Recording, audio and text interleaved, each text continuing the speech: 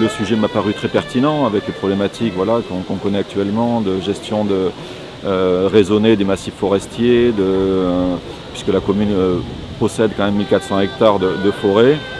Ensuite, la problématique aussi d'alimentation au niveau local et bien évidemment le lien social qu'on peut tramer autour de ce sujet-là.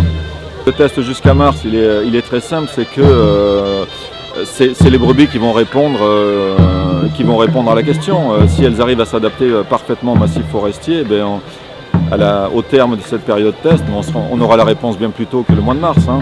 Si on voit que les bêtes peuvent s'adapter au massif, on pourra installer le sylvopastoralisme de façon plus pérenne sur le territoire. Et surtout, moi j'aimerais que ce soit, si ça fonctionne, je voudrais vraiment que ce soit une idée qu'on puisse porter sur l'ensemble du massif forestier aquitain, quoi.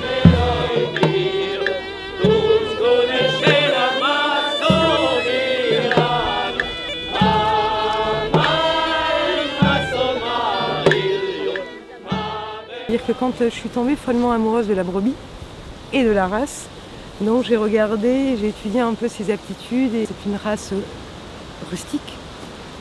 Donc au départ, elle vient de Sologne, élevée en extensif dans la forêt de Sologne, pas non plus très riche. Je me suis dit waouh, voilà, moi je suis de Soustons, il y a une forêt immense, il y a possibilité de faire quelque chose et voilà. Donc depuis 10 ans.